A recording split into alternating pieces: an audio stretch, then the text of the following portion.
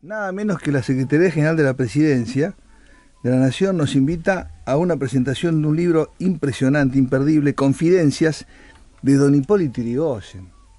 Pero nosotros tenemos un lujo aún mayor, porque esto te invita a una tarjeta.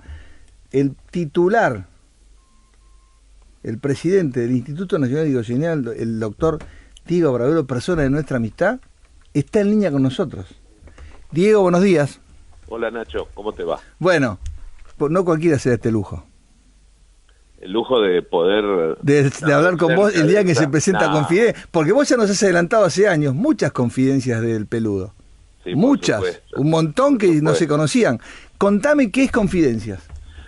Ahí hay un trabajo importante, en gran medida producto de las casualidades, pero afortunadamente hoy rescatado para los tiempos. Se trata de textos inéditos de Hipólito Yrigoyen, redactados por él al finalizar su primera presidencia, o sea, antes de la segunda presidencia y sin saber si iba a tener una segunda presidencia. ¡Qué bárbaro! Una especie de memoria de lo que había sido su vida, su lucha, su trabajo para reconstruir la República y lo que había sido su obra de gobierno. Él no iba como Oropino, ¿no? No iba como Oropino. Don Hipólito no. Fue un hombre que vivió siempre con la tranquilidad de su conciencia limpia, y que finalmente, cuando fue derrocado en el año 1930 por un golpe militar, cívico-militar, que fue una salvajada para la historia institucional de la República, le tocó presidio en la isla Martín García, donde estamos haciendo en estos días precisamente también un acto de justicia, que es recordar, borrar la injusta omisión histórica de su presidio allí de algo más de un año. Y eso va a ser dentro de unos días. El jueves vamos a poner finalmente un busto de don Hipólito en el Centro Cívico de Martín García.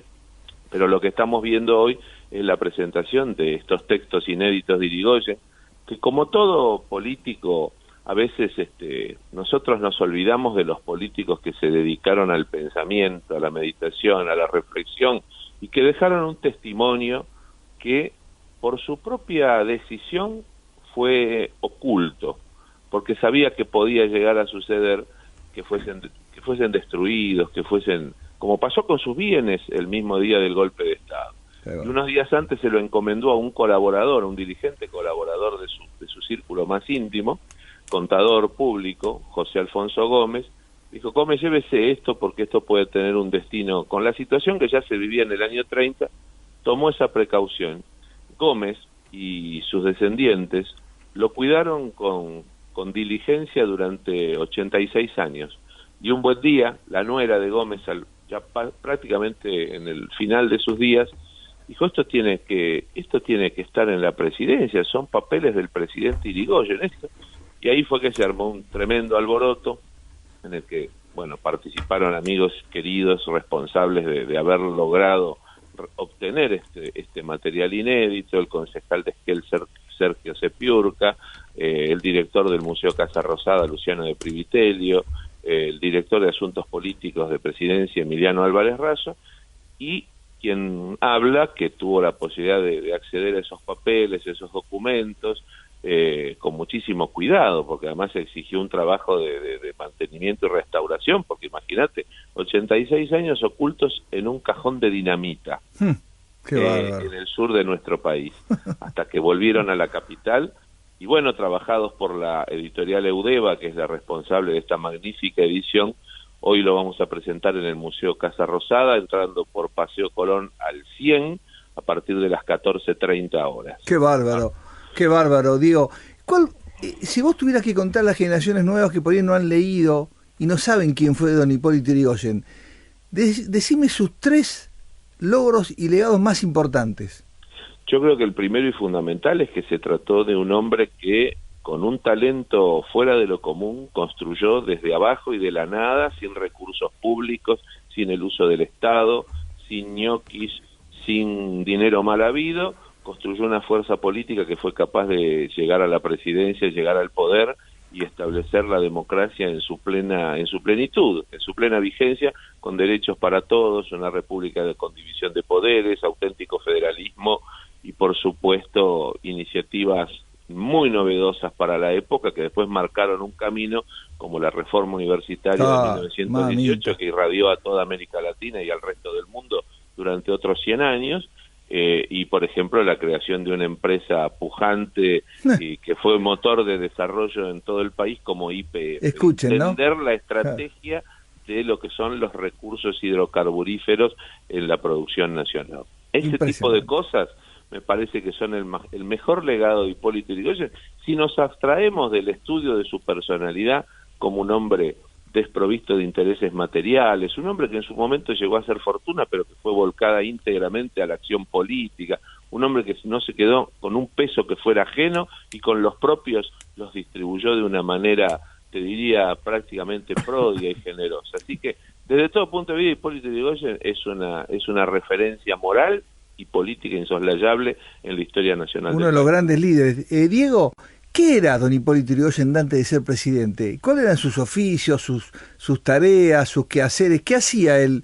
¿Cómo se ganaba la vida? Él estudió abogacía, estudió Derecho en la Facultad de Derecho de la UBA, que algo que fue negado muchos años por sus enemigos, por la terrible tosudez de la reacción política que hasta llegó a no solamente a calumniarlo, a agraviarlo, sino decir que ni siquiera era abogado, que era un analfabeto, y por supuesto no podía hacerlo porque además enseñó en el magisterio, en la Escuela Normal de Maestras número 1 de la calle Córdoba, entre otras de sus alumnas, Alicia Moró de Justo, que no fue radical y que hablaba maravillas de él, intelectuales. Sí. Él fue prácticamente un filósofo, en este libro queda prácticamente demostrado, porque ha tenido una capacidad de ahondar en el humanismo, en la historia, en la filosofía, en lo jurídico, porque también, si bien no ejerció la profesión, lo volcó desde el ámbito docente y lo volcó en el ejercicio de la función pública. Y también fue productor ganadero. Él alquilaba campos,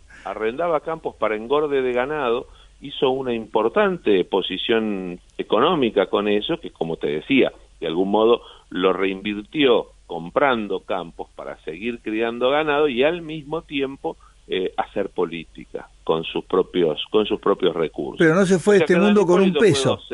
No, absolutamente. Claro.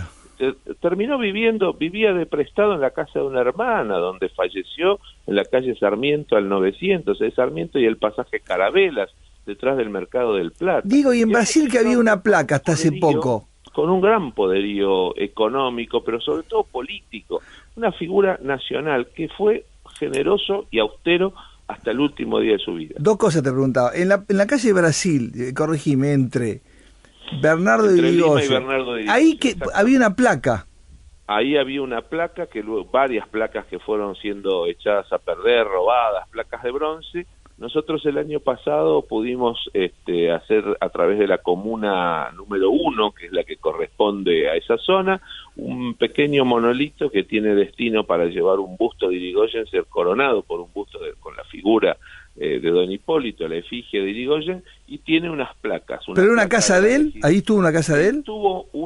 Alquilaba un departamento. Alquilaba un departamento. Ni siquiera era una propiedad. Era un departamento que alquiló desde finales del siglo XIX, porque a muy poquitas cuadras de allí él estableció una relación amorosa con quien fue su última compañera de vida, que falleció antes que él, que era la viuda del escritor Eugenio Cambaceres. Era una triestina que se llamaba Luisa Bachicchi, y era la viuda de Cambaceres, con quien había tenido una hija, Rufina Cambaceres, y que estableció un vínculo a partir de que don Hipólito fue su arrendatario, el arrendatario de un campo que los Cambaceres tenían en General Alvear, provincia de Buenos Aires, y don Hipólito y ella, que aunque no vivían bajo el mismo techo, compartían mucho tiempo juntos, tuvieron un hijo que se llamó Luis Hermann Yrigoyen y que terminaría siendo un gran diplomático argentino. Nada menos. Escúchame, ¿él fue policía? Él fue comisario de policía, pero nosotros tenemos un concepto diferente de policía. Claro. El jefe de policía, el comisario en los tiempos de la Organización Nacional, te estoy hablando de 1870, cuando él va a ser designado comisario Valvanera, tenía que ser un jefe político. Claro. No había una escuela de policía. Claro. Entonces era un cargo político que él desempeñó por su cercanía, fundamentalmente la cercanía de Leandro Alem, su tío, con Adolfo Alsina, que había sido gobernador de la provincia de Buenos Aires, ¡qué nombres!, de la República. Bueno, en ese ambiente político se crió Irigoyen. Y en Valvanera, donde un comisario tenía que ser más guapo que los malevos. Exactamente, Bravo, guapo. Los malevos de Valvanera. Entonces había que ser más guapo que ellos. Escúchame, Diego, Confidencia, ¿será un libro abierto para todo o se divulgará en biblioteca o no se podrá conseguir? Es una edición de Udeva, va a estar a la venta, yo supongo que esta misma semana ya va a estar circulando en las librerías. Como vos sabés, Eudeva es la editorial de la Universidad de Buenos Aires. Exactamente. Ha tenido una transformación importante estos años. Hoy en día está teniendo una producción editorial fundamental, muy buenos trabajos. Se lo habían flagelado. Y en este momento se va a presentar el libro y seguramente va a estar a la venta. La presentación se hace en el Museo Casa Rosada, como corresponde, hoy a las 14 horas, donde además hay objetos y pertenencias de Hipólito Yrigoyen, además de un gran retrato que fue oculto por la misma familia en previsión de que hubiese sido destruido por la turba que asaltó la casa de Yrigoyen la misma tarde del golpe de Estado, que fueron preservados por esta familia Gómez, a la que la historia contemporánea le va a quedar eternamente agradecido por haber dado la preservación y la custodia a estos bienes que hoy son de carácter público. ¿Ellos lo cuidaron hasta cuándo? ¿Y quiénes lo tomaron después para recuperarlo? No, lo tuvo la nuera de Gómez, que fue el colaborador de don Hipólito, que se llevó los originales, lo tuvo la nuera de Gómez, Úrsula Loncarich de Gómez, a quien tuve la fortuna de conocer y entrevistar para la televisión pública. Es un testimonio realmente conmovedor, el video seguramente en algún momento, si lo buscas en YouTube te lo vas a encontrar, es una maravilla, y ella cuenta un poco el derrotero de esa situación que le tocó afrontar a su familia, y en el 2016 logramos que tomaran contacto directamente con el gobierno, con la presidencia, con el instituto, y ahí está, ahora quedó para la posteridad y para el dominio público. Qué lindo. En Confidencias, además de Confidencias de don Hipólito Yrigoyen, ¿hay una pequeña historia de su vida o no? ¿O no es...? Hay una pequeña semblanza que me tocó hacer a mí en las primeras páginas. Hay un prólogo mío del Instituto Nacional Yrigoyeniano, hay un prólogo del concejal Sepiurca, que fue el intermediario en esta gestión, y hay un estudio preliminar del director del Museo Casa Rosada, el historiador Luciano de Priviterio. Después es todo el texto de Yrigoyen.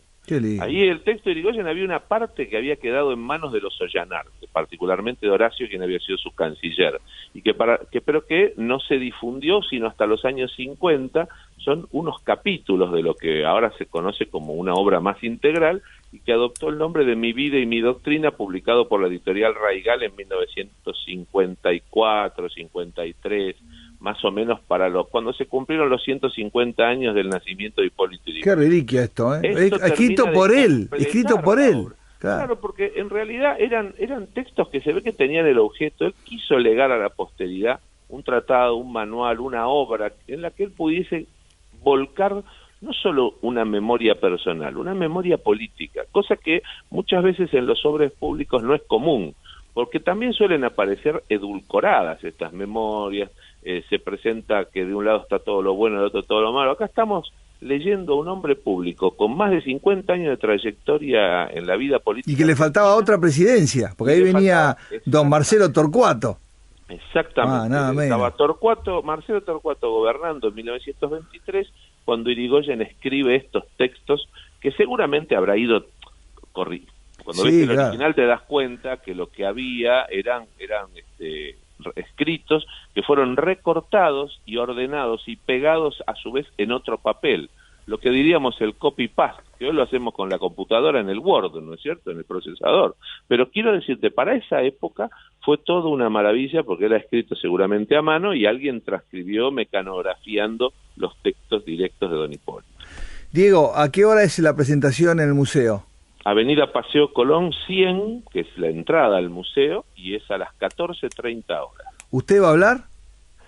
Me parece que sí. Listo, garantizado entonces. Va entonces garantizado el público. Y bueno, entrada. Tiene que hablar el editor, tiene que hablar el director del Museo Casa Rosada, probablemente también el secretario general de la presidencia. ¿Y alguien de la familia esa? ¿Y alguien de la familia? Mirá, familiares de Yrigoyen seguramente concurrirán. La familia... No, la custodia, la familia Custodio. La custodia sí, también.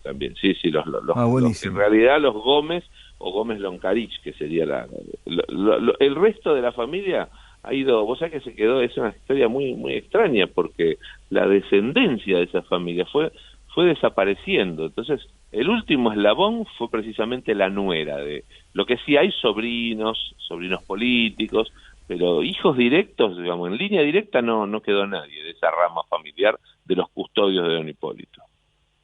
Bueno, la última, digo, Hipólito Solari, ¿qué fue? ¿De qué era de Irigoyen? Sobrino nieto, porque es nieto de su hermano Martín, el coronel Martín Irigoyen. Claro, Hipólito es el nieto de quien fue el hermano de Hipólito, es decir, el coronel Martín Irigoyen, mano derecha de su hermano Hipólito Irigoyen, que falleció paradójicamente cuando Irigoyen ganó la presidencia. Y Hipólito Solari Irigoyen y su hermano mayor ya fallecido, Delmiro, son hijos de una hija precisamente de Martín Irigoyen. Seguramente hoy Hipólito nos va a estar acompañando, claro. Hablé con él este fin de semana y se comprometió. Espero que las dificultades del tránsito a lo mejor no le impidan, a una persona mayor, pero que no le impidan el regreso para poder pasar un rato agradable recordando a un familiar tan extraordinario como fue Hipólito Yrigoyen. Nada menos, don Hipólito, uno de los grandes presidentes de la democracia y la República Argentina. Grande, sí, los grandes. Sin duda. Sí, los claro, grandes. Claro. Diego, un honor tenerte como No, te agradezco. Muchas gracias por invitarme. Recordame la hora de lo del museo, ¿a las 12? 14:30. O sea, a la tarde, después del mediodía. Primera tarde, 14:30, Avenida Paseo Colón al 100. Muchas gracias. No, a vos, Nacho, un abrazo grande y saludos a todos. Gracias, el doctor Diego Barovero hablándonos de la presentación hoy de Confidencias, escrito de puño y letra de don Hipólito Yrigoyen después de su primera presidencia. Venía Torcuato y él volvía después para su segunda presidencia, brillante por supuesto.